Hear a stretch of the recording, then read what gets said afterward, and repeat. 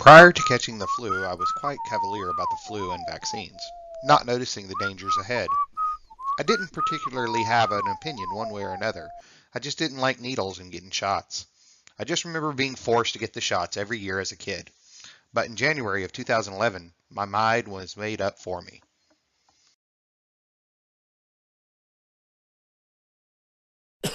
While I laid in bed, far too weak to move and afraid to eat or even drink fluids for fear of the wrath the flu would inflict upon me for defying its total dominance over my body, I suffered for 5 long days of sweating, pain, nausea, and aching muscles and throbbing headaches. I vowed to never again fall victim to the flu. It wasn't just runny nose and nausea. The flu was no joke. Ever since, I have gotten the flu shot. And every year following the holidays, the flu season begins. And in 2017-2018 flu season, one of the worst in most recent years. Kids were staying home from school. Coworkers were dropping like flies. The offices and schools became ghost towns. It was like having ice cream, only if your ice cream was on fire. It was nice to have, but you couldn't do anything with it, and it made you feel bad. But I wondered, in the midst of this epic flu season, was what my community thought of the flu shot, and vaccines in general. I set out to find out. What I discovered was surprising and slightly alarming, but followed a trend about how the public views vaccines and disease. Although people were comfortably informed about vaccines, they had very different opinions about the effectiveness and whose responsibility it should be that we have access to. Whether you do your own research or you listen to your doctor or even your mom, everyone has their sources, but not everyone agrees. Who gets to decide what's right for everyone and what's right for you?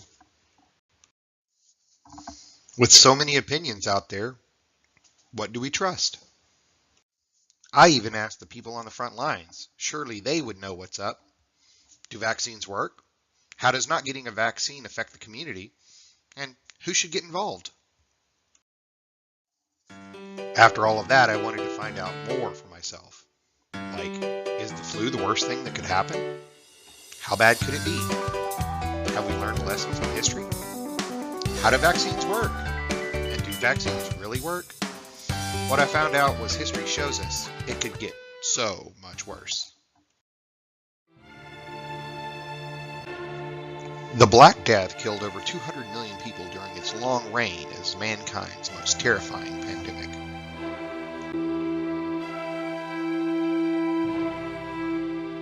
Long before there were vaccines or before we understood basic hygiene, communicable diseases were rampant.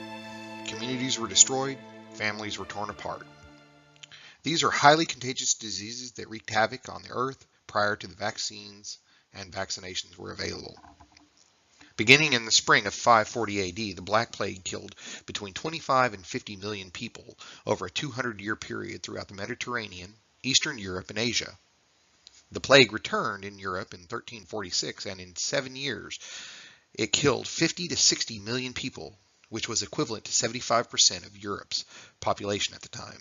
The plague returned a third time at the end of the 19th century, and from January to June of 1894, it killed 80,000 people in southwest China. This time, it spread to America as well, killing people in San Francisco down to Oakland in California, and lasted until 1929.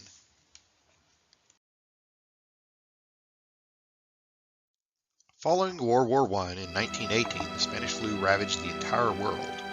Over 500 million people were infected, and over 20 to 50 million people died, including nearly 1 million people in the United States alone.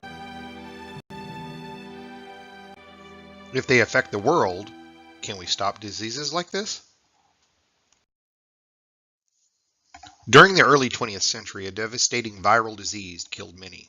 The virus attacked the central nervous system and paralyzed muscles. Most would die because the muscles in their chest became paralyzed and they couldn't breathe. But scientists and doctors fought to find a cure.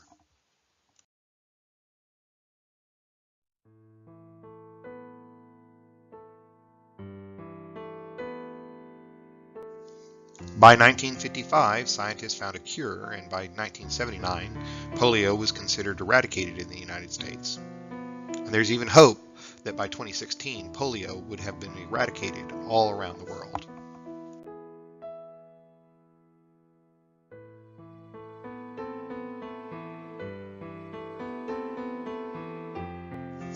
But we're still learning. The flu is still around and has a huge impact on the world and our communities too. Can we create a vaccine and cure the flu? And how do vaccines even work?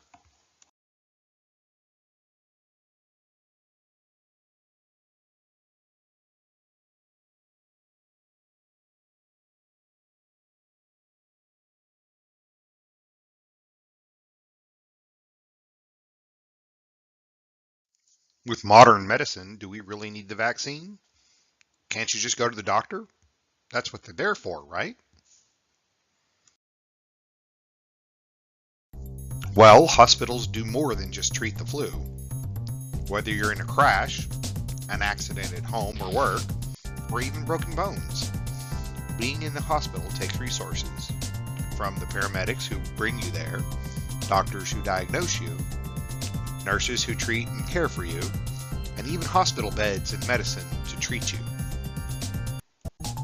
But when you're sick with the flu in the hospital, which could have been prevented in the first place if you'd only gotten the vaccine, you take those same resources that are needed for patients, even worse off than you. So do your part, because whether you're young, old, or in your prime, vaccines help and they work. Get the facts and get the shot. There's more. Don't forget to check out these cool videos on YouTube on how vaccines work.